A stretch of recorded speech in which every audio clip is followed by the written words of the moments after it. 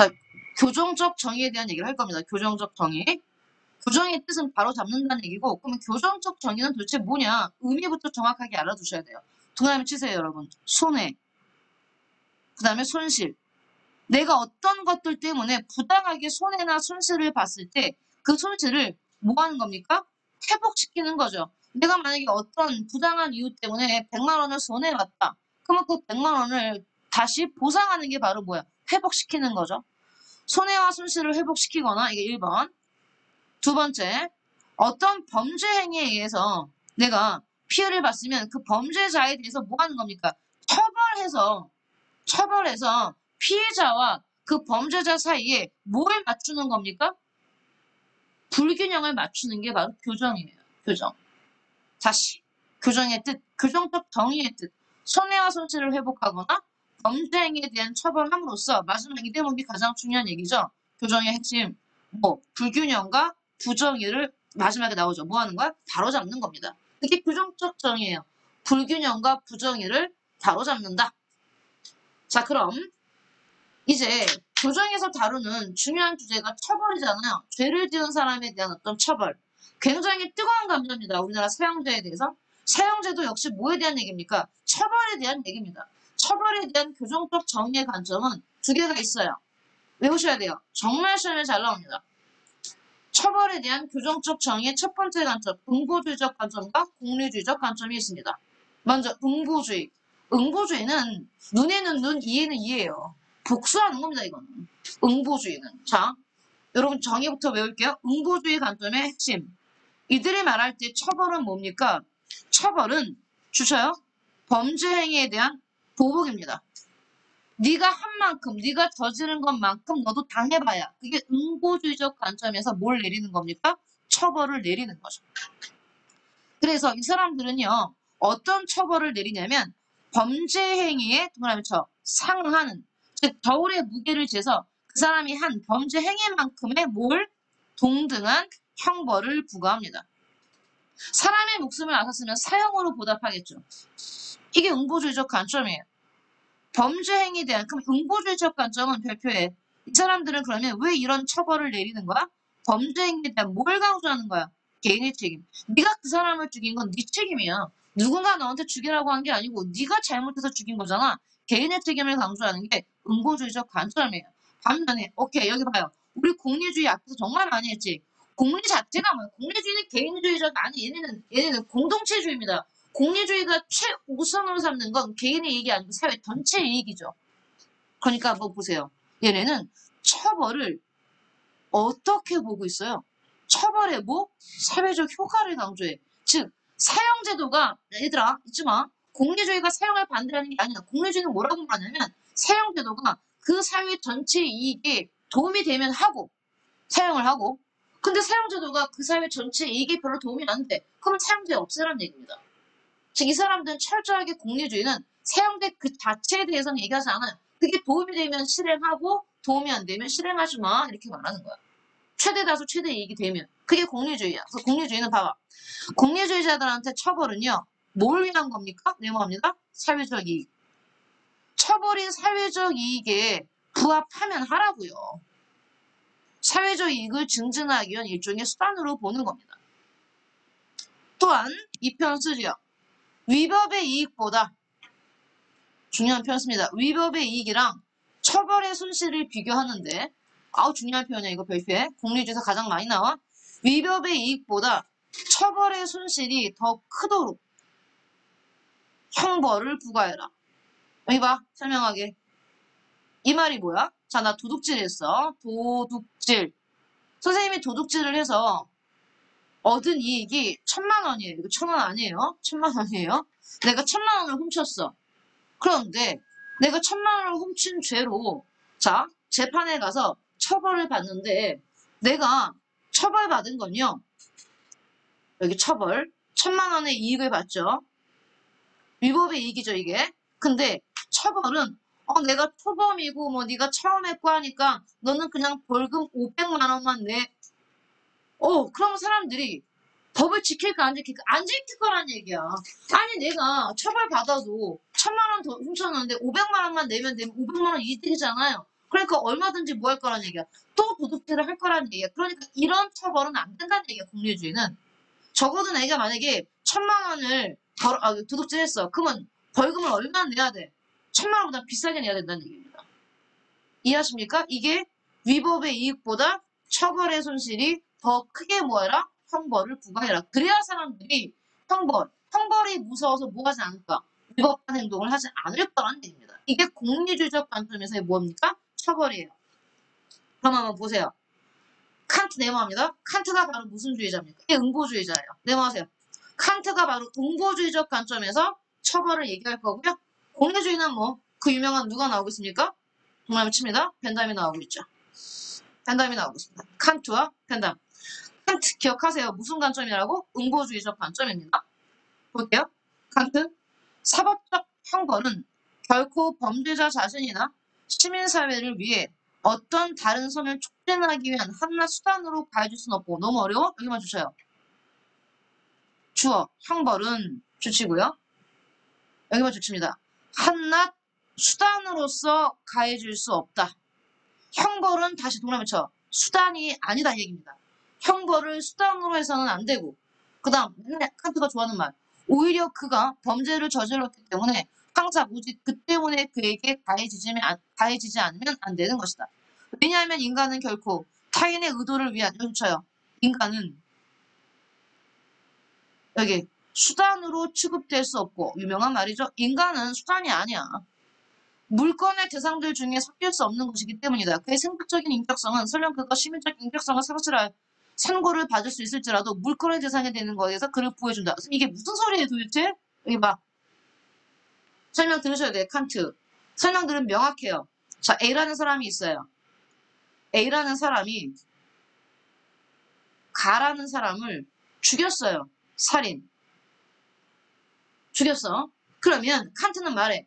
이 A라는 사람이 가라는 사람을 죽였어. 근데 이 A라는 사람한테 살인죄로 형벌을 사형이 아니라 유기징역을 내리는 건 안 된다고 말합니다. 칸트는. 왜? 아니, 잘 들어. A라는 사람이 다른 사람을 죽였으면 이 사람한테 유기징역을 내리면 A 사람의 인권을 침해하는 거래요. 그럼 어떻게 해야 돼? 칸트에 가면 살인자는 사형시켜야 돼. 그게 누구를 위한 거야? 살인자를 위한 거야. 왜? 이 사람은 똑같이 죽여줘야 너가 죽인 사람과 동등한 가치가 있다는 인간으로서 대우하는 거지. 이 사람이 살인자인데 이 사람을 안 죽이고 그대로 살려두는 건 이 사람을 무시하는 겁니다. 그래서 칸트는 어때요? 사형제 찬성이에요. 사형이야말로 살인자에 대한 최대한의 뭡니까? 인간다운 대우예요. 이게 칸트의 논리예요. 이해하셔야 됩니다. 다시 칸트는 사형제에 뭐 한다고? 찬성한다. 무슨 관점에서? 철저한 응보주의예요. 살인자를 사형시키지 않고 두는 건 그 사람의 인권을 뭐 하는 거야? 무시하는 거예요. 얼마나 무시하면 사람 죽인 애를 그대로 살려줘. 그 사람의 정말 살인자에 대해서 최대한 인격적 대우는 똑같이 뭐 해주는 거야? 죽여주는 거지. 이게 칸트의 논리예요. 칸트식으로 표현해볼까? 살인자에게 사형을 선고하지 않은 건 그 살인자의 인격을 수단으로 대우하는 겁니다. 얼마나 싫어합니까? 칸트는 뭘 좋아하는데 수단으로 대하면 안 되지. 인간은 반드시 목적으로 대워야 되잖아. 그지? 잊지 마. 칸트는 뭐 한다고? 사형제 찬성. 왜? 그거야말로 그 사람의 인격을 대우하는 겁니다. 여기 보세요. 칸트는 형벌의 본질이 어디에 있으며 응보. 눈에는 눈, 이에는 입니다. 응보에 있으며 응보주의의 바탕을 둔 형벌은 인간을 목적을 위한 수단으로 취급하는 게 아니다. 형벌은 범죄자 자신의 자율적 행위. 너 그 사람 왜 죽였니? 그래, 자기가 죽였잖아. 그럼 책임을 져야 된다는 얘기예요. 자기가 죽인 것에 대한 책임. 그래야지만 그 사람을 인격적으로 대우하는 거예요. 형벌은 범죄자 자신의 자율적 행위, 즉 스스로 선택한 행위에 대해 책임을 지우는 것이기 때문이다. 자, 아까도 말했어. 그럼 선생님, 벤담은요? 사형제에 대해서 찬성합니까? 반대합니까? 조건부 찬성, 조건부 반대야. 사회 전체 이익이 되면 찬성, 사회 전체 이익이 안 되면 반대. 알겠어? 그게 뭐야? 공리주의. 나는 공리주의가 너무 좋아요. 너무 명확하거든? 얘네는 고민하지 않아.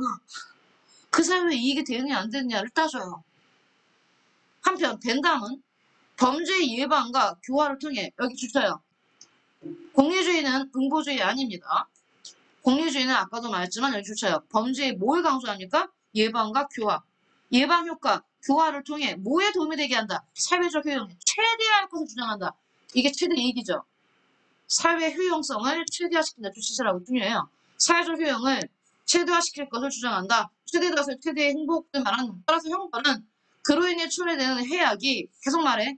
형벌을 통해 예방할 해악보다 커서는 안 된다고 보았다.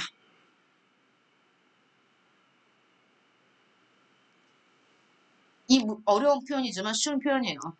형벌로 인해 초래되는 해악이 형벌을 통해 예방할 해악보다 커서는 안 되지. 만약에 형벌 때문에 초래되는 해악이 마이너스 10인데 형벌을 통해 예방해서 우리가 얻을 수 있는 이익이 플러스 5라면 안 된다는 얘기예요. 그럼 어떻게 됩니까? 더하면 마이너스 5잖아요. 공리주의는 무조건 뭐여야 돼? 다수 최대 행복이기 때문에 플러스가 되는 데 값이.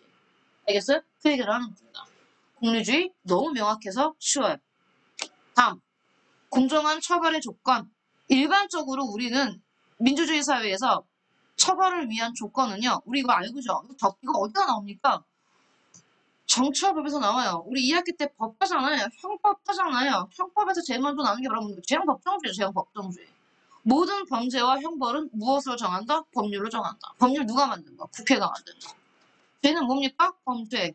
형은요? 형벌. 유죄냐 무죄냐? 그러면 죄형법정주의의 기본이 바로 뭡니까? 형법이에요.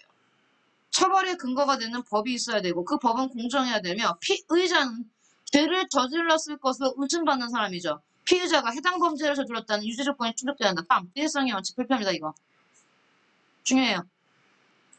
비례성의 원칙. 이 말이 뭐야? 범죄와 형벌 사이에는 적정한 균형이 있어야 되지. 즉 내가 단순하게 500원짜리 하나 물건 훔쳤는데 징역 5년을 받아. 와 이거 비례하지 않지요. 그죠? 장발장이나 빵 하나 훔친 걸로 5년 동안 징역살. 이거 안 돼. 이거는 비례성의 원칙을 어긋나는 거잖아.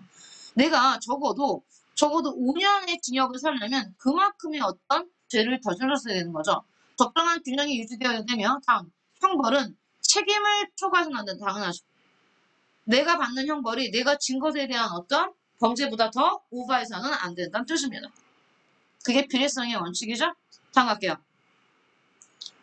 교정적 정의와 관련된 다양한 쟁점들 했습니다. 응고주의와 공리주의 둘 다 문제 있어요. 응고주의는 어떤 처벌을 내려 그 사람이 한 과제만큼 보복의 수단으로 처벌을 내리기 때문에 범죄를 예방하는 데 있어서 도움을 주지 못할 수도 있다. 왜? 사람들이 너무 눈에 있는 내가 눈을 뽑았다고 내가 눈을 뽑으면 옛날에 고대 국가들이 다 복수법이잖아요. 그렇게 되면 사람들이 너무 잔인해서 차라리 뭐 내가 어차피 사람을 죽였으면 나도 죽일 거니까 우발적 살인이라 하더라도 내가 걸리면 나도 살인당하겠네. 사람들이 오히려 너무 겁을 집어먹고 범죄에 맞는 도움이 못 될 수도 있다는 어떤 문제도 있잖아요. 이거 전과자들은 사회에 적응할 수 없는 어려움이 있을 수도 있다. 공리주의. 처벌의 예방 효과를 증명하기 어렵다. 범죄자 처벌을 사회의 안정의 수단으로 여겨서 인간의 존엄성 자체를 훼손할 수 있다. 여러분 응고주의는요. 칸트에 말하면 얘는 정말 인간의 존엄성을 최대로 지켜주죠. 그러니까 살인자를 사용하지 않습니까? 근데 얘는 최대 다수의 최대 행복 때문에 인간의 존엄성과 가치를 뭐할 수 있답니까? 훼손시킬 수 있답니다. 각각의 문제점이 모두 있다는 뜻이에요. 자, 사용자도 발표합니다. 100%예요, 시험. 사용자도 칸트 했어요. 우리 누구만 하면 됩니까? 루스와 베카리아. 이 중에 베카리아. 너무 잘 나오죠. 누구랑 함께? 칸트와 함께 처음 나온 학자입니다. 세라나 윤리 처음 나오는 학자. 우리 칸트는 앞에서 많이 배웠고요. 루스는 정치화법에서 배웠죠. 하지만 정치화법에서 말하는 건 사회계약설이고 사용제도에 대해서 루스는 다른 얘기를 합니다. 어쨌든 우리 한번 들어봤어요. 하지만 베카리아는 처음 듣는 학자죠. 사용제 가볼게요. 사용제도의 뜻, 사형의 뜻. 사형은 범죄자의 생명을 인위적으로 박탈하는, 자, 네모하세요. 우리나라도 법정 최고형이죠. 하지만 우리나라는 실질적 사형 폐지국이죠. 1990년인가 이후부터는 사형을 선고는 하는데 실행은 안 하고 있어요. 법정 최고형 사형제. 먼저 칸트. 칸트는 사형에 대해서 찬성한댔다. 응고주의적 관점. 응고주의적 관점에서 살인죄에 대한 사형은 정당하며 사형 이외의 형벌은 정의에 부합하지 않다. 잊지 마. 아까 분명히 살인자에 대한 인격 존중의 수단으로서 뭘 한다고 그랬어? 사형을 시켜야 한다고 그랬죠. 여기 줄 주세요. 사형은 살인자의 고통받는 인격을 해방하며 대단하죠. 인간의 존엄성을 실현하는 거다. 살인자에게 최고의 대우를 해주는 거죠. 그래서 칸트는 사형제 찬성합니다. 루소 내모합니다. 루소 사회계약론자고요. 사회계약설의 관점에서 계약자인 시민의 생명과 안전을 확보하기 위해 사형제도는 별표합니다. 역시 찬성합니다. 둘 다 찬성합니다. 사형제 찬성이에요. 하지만 찬성의 이유는 다르죠. 루소는 말하는 거 여기 봐봐. 루소는 국가라는 걸 만들 때 국가를 만들 때 우리가 계약이잖아. 자, 국민들이 국가를 만들 때 국가를 왜 만들었니? 우리 사회계약설에 의하면 우리 국민의 자유와 권리를 보장하기 위해서 국가를 만들었잖아. 근데 내 자유와 권리를 보장하기 위해서 국가를 만들었는데 딴 사람이 날 죽였어. 이건 뭐야? 그럼 즉 사람을 죽인 이 살인자는 계약을 어긴 거잖아요. 어긴 거잖아. 자유와 권리를 보장하지 않고 지금 어긴 거기 때문에 이 사람 살인자 역시 내가 다른 사람을 죽였을 때 나 역시 목숨으로 갚겠다라는 걸 이미 계약할 때 쌓여진 거랑 마찬가지라고 얘기하는 겁니다. 루소는. 계약할 때. 자, 봐. 타인의 희생으로 자신의 생명을 보존하려고 하는 사람. 이 사람이 누군데? 살인자죠. 이런 사람은 타인을 위해 필요하다면 마땅히 자신의 생명 역시 바칠 각오가 되어 있어야 된다. 그거 바로 계약이다. 그렇기 때문에 살인자는 뭐 해야 된다? 사형 시켜야 한다는 얘기입니다. 그게 이미 어디 나와 있다? 국가를 만들 때. 계약했다는 얘기예요. 둘 다 뭐야? 칸트와 루소? 찬성, 사형제 찬성. 그럼 누구만 반대할 것 같아? 베카리아. 베카리아는 반대합니다. 사형제 반대합니다. 보세요. 베카리아가 어떤 근거를 들어서 사형제를 반대하는지. 별표하실 게 뭡니까? 베카리아 공유주의자예요. 공유주의인데 벤담이랑 달라요. 달라요. 아까 벤담은 여기 써봐. 공유주의는 얘네 둘 다 찬성. 쓰세요. 얘는 찬성. 사형제 찬성. 얘 반대. 하나 더 써놔. 벤담. 공유주의. 근데 얘는 뭐야? 뭐라고 써? 조건부 찬성. 벤담은 조건부 찬성이야. 사회 이익이 되면 찬성, 사회 이익이 안 되면 반대. 하지만 베카리아는 공유주의자인데 반대해요. 왜? 베카리아가 말했어. 나 좀 봐. 야, 내가 봤을 땐 사형보다 종신노역형. 와우. 이건 가석방 없는 종신노역형입니다. 우리나라는요, 여러분 들어봤죠? 무기징역을 때리잖아. 무기징역은요, 20년 살면, 최고 20년 살면, 그다음부터, 복역을 20년부터는 가석방이 가능해요, 우리나라는.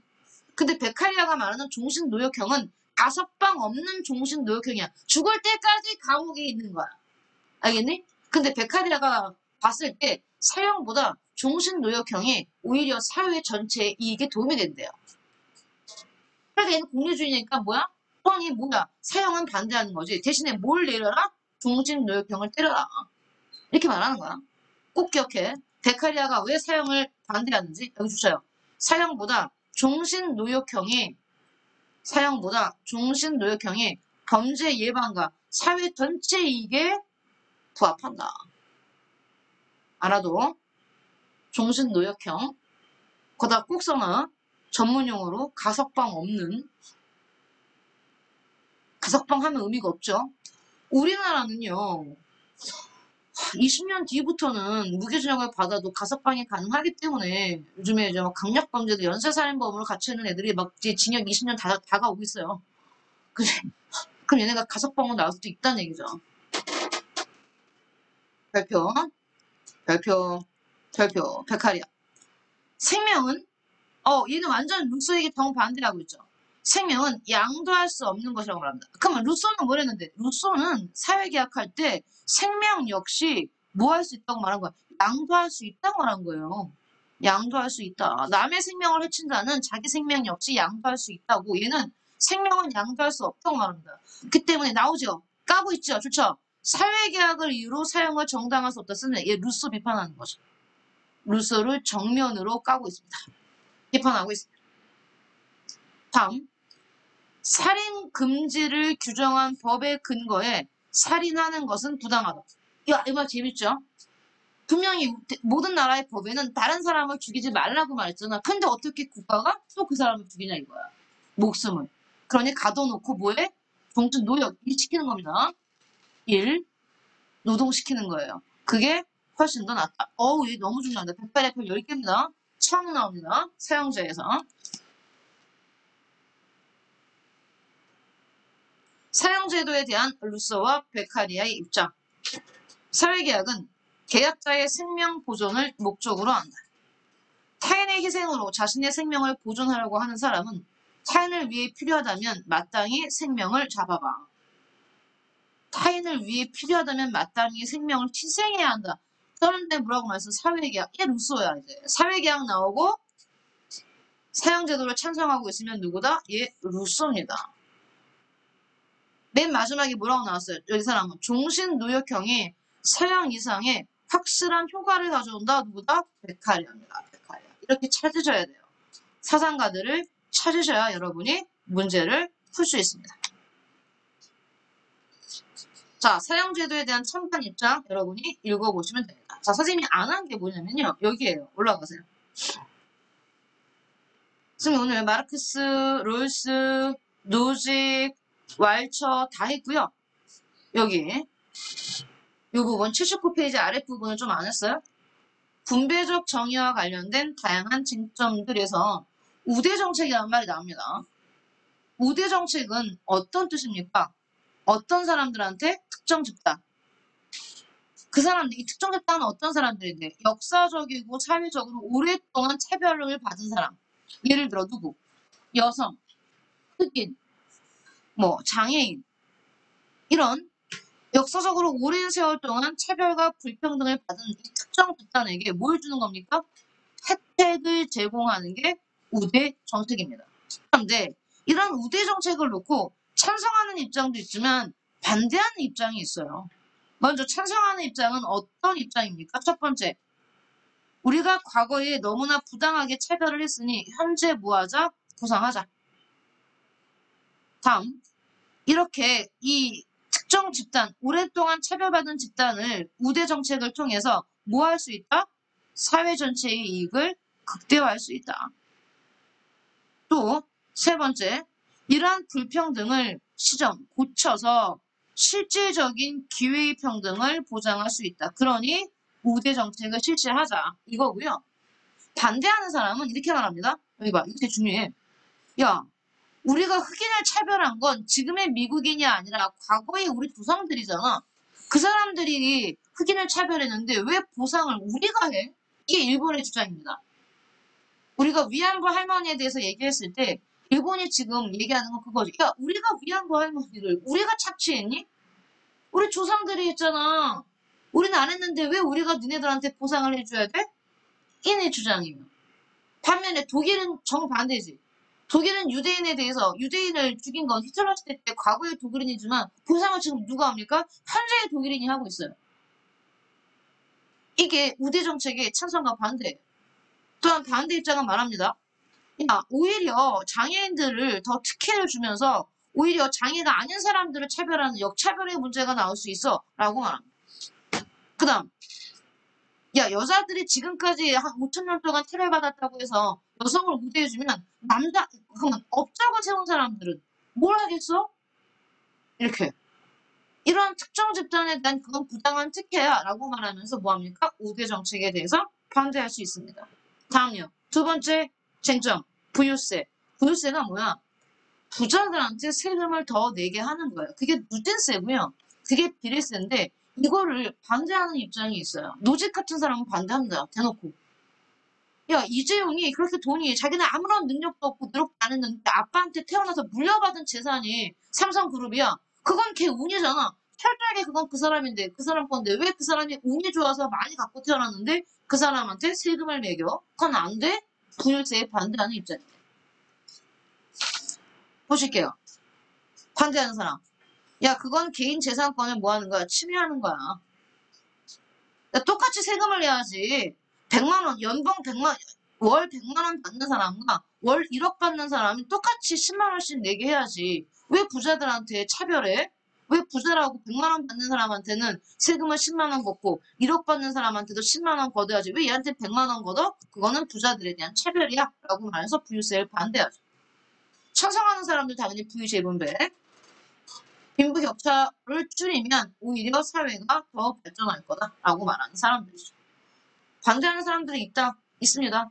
해서 잘 드세요. 여기 너무 중요한 7단원이고요. 일단 여러분은 광명과 수아는 뭘 하시냐면요. 76페이지부터 개념 체크부터 하나씩 하고요. 76, 77, 78, 79 개념 체크 하시고요.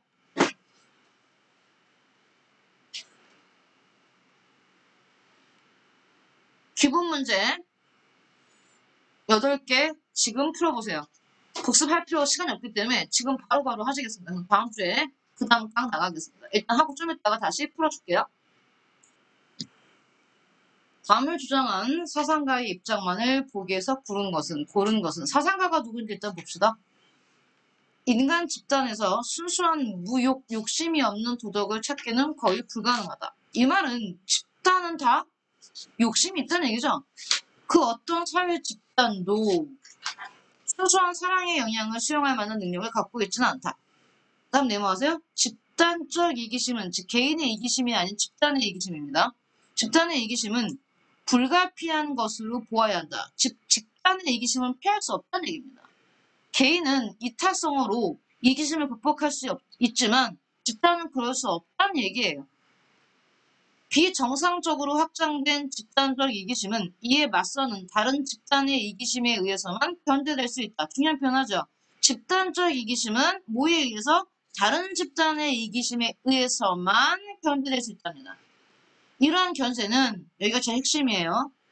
그럼 이러한 견제는 도덕적인 설득 이외의 뭐가 필요해? 주치입니다, 여러분. 너무 중요한 표현. 강제력.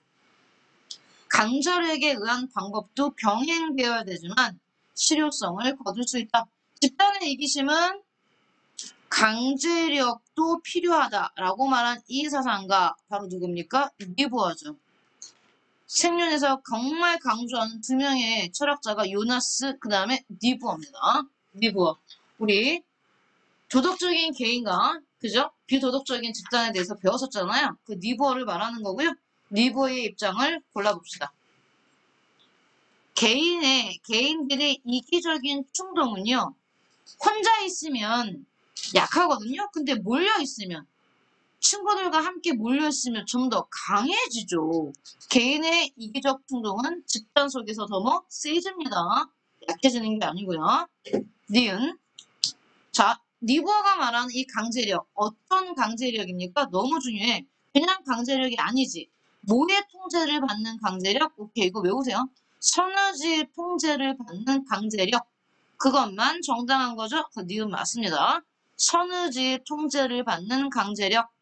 여기서 말하는 강제력은 정부의 공권력을 말합니다. 공권력. 다음 디귿. 개인의 도덕성이 그 집단의 도덕성을 결정한다. 아니라니까요. 개인의 도덕성만으로 집단의 도덕성을 결정할 수 없다니까요. 아무리 착한 개인들이 모여 있어도 집단이 되면 부도덕한 집단이 될 수 있다라고 말하는 게 니부어예요. 다음, 사회정의는 그래서 개인 간의 정의가 아닌 집단의 정의, 사회정의는 오케이, 뭘 말했습니까? 집단 간의 힘의 균형을 말하는 사람이 바로 누굽니까? 니부어죠. 입니다. 사회정의는 어떻게 만들 수 있다? 집단 간의 힘의 균형으로 실현될 수 있다. 힘의 균형 얘기를 하는 사람 니부어. 정말 강조했어요. 그래서 니은, 리을이 정답이 되는 거죠. 2번 볼게요. 갑을 병 3명의 입장에 대한 옳은 설명 그랬습니다. 볼게요. 사회적 이익을 어떻게 분배해야지 공정할까요? 그러면 이제 갑과 을과 불이 다양한 얘기를 합니다. 먼저 갑은 자 얘는 분배의 기준이 뭐야? 동그라미 쳐? 필요에 따른 분배. 을은 업적에 따른 분배. 병은 언제나 균등하게입니다. 얘는 균등 분배. 이렇게 다 다른 기준을 제시하고 있잖아요. 볼게요. 1번 갑은 재화를 직분에 따라 아니지. 갑은 뭘 했어? 필요한 사람에 따라 직분이 아니라 필요에 따라 분배하자고 얘기했고요. 다음 2번. 을은 이익과 혜택을 동일하게 아니지. 업적이 많은 사람한테 많이 주자는 얘기입니다. 이 사람은. 1등한 사람한테 많이 주자는 얘기예요. 업적에 따른 분배라는 얘기는. 그러니까 동일 안 되고요. 3번. 병은 동등하지 않은 사람에게 동등하게 분배하면 안 된다. 아니지. 이는 언제나 균등이니까 동등하지 않은 사람한테도 뭐 하자는 얘기야? 동등하게 분배하자는 얘기입니다. 안 된다는 얘기가 아니라. 분배하자 이렇게 말하는 거예요. 이해도 안 돼요. 그래서 갑은 을에 비해 사회적 약자들의 처지를 개선하는 분배가 중요하다고 본다. 자, 필요에 따른 분배가 바로 누굴 위한 분배입니까? 이게 마르크스예요. 그렇기 때문에 마르크스는 사회적 약자를 위한 분배. 이게 4번입니다. 갑은 확실히 사회적 약자들을 위한 분배를 강조하는 겁니다. 필요에 따른 분배. 정답은 4번이 되는 거죠. 5번. 병은 갑과 을에 비해 경제적 효율성을 아니지. 얘는 무조건 균등하게 분배하자고 하기 때문에 얘는 n분의 1이야겠다. 무조건 n분의 1. 그렇기 때문에 얘는 경제적 효율성을 증진하는 게 아니고 오히려 경제적 효율성을 증진하는 분배는 뭐에 따른 분배입니까? 오케이. 업적에 따른 분배를 말하는 거죠. 그래서 을이죠. 을. 얘는 틀렸죠. 자, 오늘 여기까지 할게요. 수학 강좌는요. 고생하셨습니다.